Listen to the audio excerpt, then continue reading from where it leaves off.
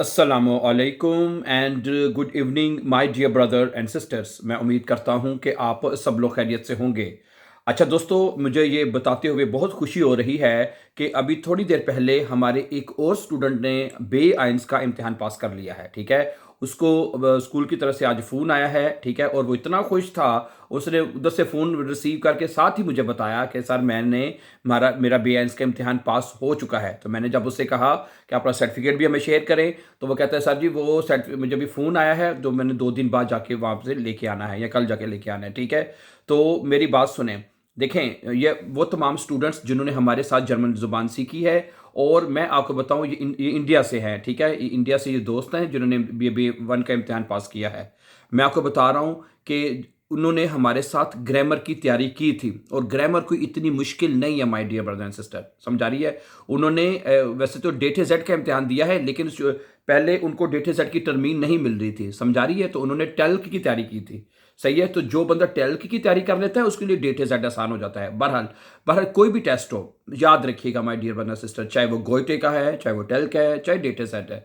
ठीक है, इसमें आपने थोड़ी सी ग्रामर, कोई इतनी लंबी चौड़ी ग्रामर नहीं आपने सीखनी। सिर्फ सिंपल 4 जर्मन केसेस हैं। मैं हमेशा ये कहता हूं, और इन स्टूडेंट ने और पहली दफा इन्होंने पास इम्तिहान किया है, पहली ही अटेम्प्ट में ये पास करके गए हैं। समझा रही बात आपको? ठीक है, और उसकी वजह भी यही है कि उनको ग्रामर आती थी। समझा रही बात आपको? तो वो स्टूडेंट जो हमारे पास आते हैं, जो तैयारी करने के लिए आते हैं, तो वो स्टूडेंट्स ब्रदर एंड सिस्टर्स वो कहते हैं आपकी फेल क्यों हुए जी। ठीक है, उसकी बिहाइंड वजह यही है क्योंकि ये 4 जर्मन केसेस नहीं आते। ठीक है, ग्रामर की अंडरस्टैंडिंग नहीं होती। अगर आपको थोड़ी सी भी, अगर आप ग्रामर की अंडरस्टैंडिंग कर लेते हैं, तो बड़े ही आराम से अपना बी वन का इम्तिहान आप पास कर सकते हैं। ठीक है, ओके। तो आप यकीन करें, आप को भी कोई पैसा खर्च करने की ज़रूरत नहीं है। हमारे इसी यूट्यूब चैनल के ऊपर आप चले जाएं, 100 डेज़ के नाम से हमने एक प्लेलिस्ट बना के रखी हुई है, हैं 100 डेज़ के नाम से लिखें। लिखना क्या है, प्ले चैनल में जाएं, वहाँ पे प्लेलिस्ट आपको नज़र आ जाएगी। प्लेलिस्ट को क्लिक करें, क्लिक में नीचे थोड़ा सा जाएंगे, जो सामने आपको 100 डेज़ के नाम से एक प्लेलिस्ट आपको मिलेगी, जिसमें ये 4 जर्मन केसेस हमने बहुत ही एक कहने के आसान तरीके से और बेस्ट अच्छे तरीके से एक्सप्लेन कर दिया गया है। ठीक है, असल में बात पता क्या है कि जुमले बनाना भी ज़रूरी है, लेकिन मैं आपको बताता हूँ कि सारी चीज़ें जो हैं इन 4 जर्मन केसेस के साथ जुड़ी हुई हैं। अगर आप मतलब कि ये 4 जर्मन केसेस जब सीख रहे होंगे ना, ठीक है, इसमें आपको जुमले बनाने भी आना शुरू हो जाएंगे, हैं आपको बातचीत करनी भी आ जाएगी, आपको ख़त लिखना भी आ जाएगा, सारी चीज़ें इसी के साथ जुड़ी हुई हैं। ठीक है, तो सही है। मैं फिर आज की इस वीडियो से फ़ायदा उठाते हुए मैं वेरी शॉर्टली आपको नॉमिनेटिव, अक्यूज़ेटिव, दाटिव और गेनिटिव का थोड़ा थोड़ा जो है आपको मज़ीद इसके बारे में इंट्रोड्यूस करवा देता हूँ, थोड़ा सा तारुफ करवा देता हूँ। ठीक है, तो बाकी तफसील से जाके आप हमारे उसी चैनल के ऊपर जाके है वो प्लेलिस्ट में जाके स्टेप बाय स्टेप जो है वो वॉच कर सकते हैं। सबसे पहले जो सबक हैं 15-20 लेसन या इससे ज़्यादा शायद आपको नॉमिनेटिव के ऊपर मिलेंगे। ठीक है, फिर उसके बाद अक्यूज़ेटिव, दाटिव और गेनिटिव के ऊपर मिलेंगे। समझा रही बात आपको? अच्छा, तो सबसे पहले अगर देखा जाए तो नॉमिनेटिव होता क्या है, नॉमिनेटिव क्या केस है। नॉमिनेटिव केस में मैं आपको बताता हूँ। नॉमिनेटिव केस में जैसे कि हम सिर्फ चीज़ों के बारे में बात करते हैं। ओके, जैसे कि ये जैसे कोई भी चीज़ आप ले लें, हैं जैसे ये टेबल है, ये कुर्सी है, मेज़ है, सोफ़ा है, दीवार, जितनी भी चीज़ें हैं, ये सारी चीज़ें आपको मतलब कि नोमन कहलाती हैं। मैं जर्मन का जो पहला केस है उसकी बात कर रहा हूँ। ठीक है, मैंने जैसे बताया सबसे पहला केस नॉमिनेटिव है, अक्यूज़ेटिव है, दाटिव है, गेनिटिव है। ऐसी जितनी भी चीज़ें हैं जो मेरे कमरे में पड़ी हैं, जो आपको नज़र आ रही कमरे में, ठीक है, हर वो चीज़ जो होती है वो उसको जर्मन ज़ुबान में नोमन कहते हैं। समझा रही बात आपको? ठीक है, ओके। हर वो चीज़ जैसे ये सोफ़ा है, किताब है, पंखा है, लाइट है, बिजली है, ये सारी चीज़ें जो हमें नज़र आ रही हैं, ये नोमन होती हैं। समझा रही हैं? अच्छा, अब इसके साथ होता यह है कि जर्मन ज़ुबान में इन नोमन को 3 हिस्सों में डिवाइड किया गया है। नोमन कहने इंग्लिश में नाउन्स कहते हैं।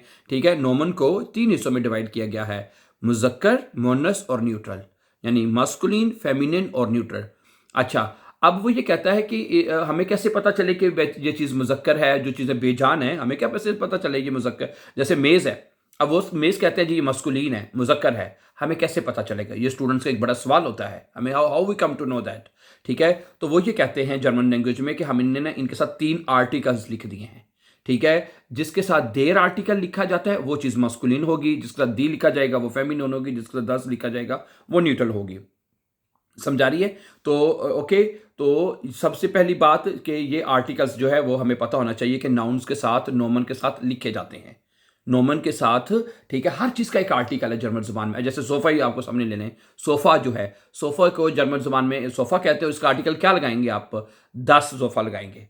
अगर आप इसका सोफ़े का आर्टिकल अगर आप देर लगाएँगे या दी लगाएँगे तो आपका आर्टिकल गलत हो जाएगा। आपको das ही लगाना पड़ेगा। ठीक है? अब जैसे मेज़ है, मेज़ को जर्मन ज़ुबान में टिश कहते हैं, इसका आर्टिकल आपको देर ही लगाना पड़ेगा। अगर आप दी लगाएँगे या दस लगाएँगे, तो आपका आर्टिकल गलत हो जाएगा। क्यों? सही है? अब स्टूडेंट कहते हैं, ये देखें, स्टूडेंट जब ये सवाल पूछते हैं, ये अक्सर मैं कहता हूँ, हर स्टूडेंट हमसे ये सवाल पूछता है कि जी हमें कैसे पता चले, how we come to know that कि भाई इसका आर्टिकल देर है, इसका दी है, इसका दस है। सही है? तो इसका ये कैसे पता चले? देखिए, इसको हमें सिर्फ याद ही करना पड़ता है, क्योंकि ये आर्टिकल पहले से उन्होंने लिख दिए हैं। इन चीज़ों को उन्होंने मस्कुलिन, फेमिनिन और न्यूट्रल में डिवाइड कर दिया हुआ है। ठीक है? ये आर्टिकल पहले से लिखे हुए हैं, इनको हमने सिर्फ याद ही करना है। ठीक है? इन आर्टिकल्स को हमने सिर्फ याद ही करने हैं, ओके? और इसका कोई हल नहीं है। अब इसके कुछ ट्रिक्स और टेक्निक्स होती हैं जिनको हम याद कर सकते हैं। मसलन एक टेक्निक से आपको बताता हूं, जैसे कुछ लफ्ज हैं जिनके आखिर में ई आता है, 90% उनका आर्टिकल दी होता है। मसलन आप दी किसके आखिर में आता है? जैसे ठाशे है, ठाशे क्या मतलब होता है? बैग है, उसके आखिर में देखिए ई आ रहा है, तो उसका आर्टिकल दी हो जाएगा, दी ठाशे। ठीक है? अच्छा, इसी तरह बनाने, केला जो है उसको कहते हैं बनाने, उसका आखिर में क्या आ रहा है? ई आ रहा है, तो उसका आर्टिकल भी दी है। ओके, इस तरह और देख लें, ब्लू में, फूल को क्या कहते हैं? ब्लू में है, उसका आर्टिकल दी है, भी होगा क्योंकि उसके आखिर में ई आ रहा है। ठीक है? इसी तरह ब्लू में हो गया, खट से बिल्ली है, क्योंकि आखिर में ई आ रहा है, तो उसका आर्टिकल दी हो जाएगा। ठीक है? ओके, तो इस तरह जैसे कुछ लफ्ज होते हैं जिसके आखिर में यू एन जी आता है, ऊंग, जैसे हाई सुंग, इसका आर्टिकल दी होगा। फिर इस तरह कुछ ऐसे लफ्ज जिसके आखिर में काइट आता है, जैसे फिहिश काइट, म्यूगलिश काइट। ठीक है? तो उसके आखिर में जो काइट आता है उसका आर्टिकल दी होता है। तो ये भी इस तरह की टेक्निक्स होती है जो टीचर्स बताते हैं, जो इंशाल्लाह आपको भी आगे जाके बताई जाएगी, जिससे फिर आप आर्टिकल का अंदाजा लगा सकते हैं। तो पहली बात आपने ये याद रखनी है कि नोमिनेटिव में, जैसे कि बताया, नोमिनेटिव जो पहला केस है, आप ये नोमन से ही बना है। नोमन का क्या मतलब मैंने बताया? नोमन कहते हैं चीज़ों को। तो बेसिकली नोमिनेटिव केस में हम नोमन के बारे में बात करते हैं, चीज़ों के बारे में बात करते हैं, उनके साथ आर्टिकल कैसे लिखे जाते हैं। तो ये मतलब कि एक तरीका होता है इसको बताने का। ठीक है? उसके बाद एक तो ठीक है, पहली बात आपको ये समझ लेनी चाहिए, पहली बात जो आपको याद रखनी है कि जर्मन जुबान में जो आर्टिकल्स हैं, जैसे देर है, दी है, दस है, ये लिखे जाते हैं, और हर चीज़ का एक आर्टिकल है। कोई भी चीज़ आर्टिकल के बगैर नहीं लिखी जाती। समझा रही है? तो इसलिए एक बात का आपने ख्याल रखना है। ओके, तो जैसे खिड़की है, खिड़की को 10 फेंस्टर कहेंगे। टेलीविजन, देर फैन देर नज़र आ रहा है मुझे। ठीक है? ओके, घड़ी नज़र आ रही है, दी ऊर होगा। दी वांड है, देर स्पीगल है, शीशे को कहते हैं। समझा रही मेरी बात आपको? बोतल नज़र आ रही मुझे, दी फ्लाशे है। ठीक है? तो 10 बेड है, बेड को कहते हैं। समझा रही बात आपको? तो गिलास नज़र आ रहा है पीछे, 10 गिलास है। ठीक है? तो कहने का मकसद है कि हर चीज़, जूता नज़र आ रहा, देर शू हो जाएगा, साइकिल नज़र आ रही बच्चे की मुझे, 10 फार राड हो जाएगा। ठीक है? तो everything has a one article. तो हर चीज़ का एक आर्टिकल है। आर्टिकल के साथ आपको इनको याद करना है, हर चीज़ का आर्टिकल है, ये याद रखिएगा। ओके, तो जब ये आपको आर्टिकल्स की समझ आ जाएगी, तो उसके बाद में कहता हूँ हर चीज़ की आपको समझ आना शुरू हो जाएगी। आपको जुमले बनाने भी आ जाएंगे। ठीक है? एक बात मैं और ऐड करता चाहूँ कि सिंगल में जब कोई चीज़ सिंगल है, एक है, यानी कि उसमें इसका देर दी 10 आर्टिकल ये आपने लगाना है। ठीक है? और जैसे ही कोई चीज़ जब प्लूरल में लिखी जाती है, प्लूरल यानी जमा में, ठीक है, उसमें प्लूरल का आर्टिकल जो है दी है वो लगाया जाता है, उसका सिंगल वाला आर्टिकल खत्म हो जाता है। तो दी के 2 आर्टिकल होते हैं जर्मन ज़बान में, याद रखिएगा, एक फेमिनिन के साथ और एक प्लूरल के साथ। ठीक है? दोनों आर्टिकल लिखने बोलने में सेम है, लेकिन दोनों अलग-अलग हैं, एक फेमिनिन के लिए और एक प्लूरल के लिए। ठीक है? जैसे 10 आउटो है, तो इसका आ जाएगा दी आउटोस। देर ठिश है, ये हो जाएगा दी ठिशे। देर मन है, दी मैन। दी फ्राउ है, दी फ्राउन हो जाएगा। ठीक है? तो कहने का मकसद है, प्लूरल में आपने हमेशा दी आर्टिकल जो है वो चीज़ों के साथ लगाना होता है। क्या ख्याल है? ओके, तो आगे फिर जिस मज़ीद जो है, जैसे मैंने बताया, ये थोड़ा सा मैंने आपको इसके बारे में बताया है कि यहीं से कहानी शुरू होती है जर्मन ग्रामर की या फॉर जर्मन केसेस की। तो बाकी आप हमारे उसी प्लेलिस्ट के ऊपर जाके 100 डेज़ के नाम से आप जाकर उसको वॉच कर सकते हैं और अच्छी तरह तमाम 4 केसेस को सीख सकते हैं, बहुत आसान तरीके से। ठीक है? So thank you very much for watching, and before going for upcoming important lessons, don't forget to subscribe. Always be happy and have a very very nice time dear friends. Take care.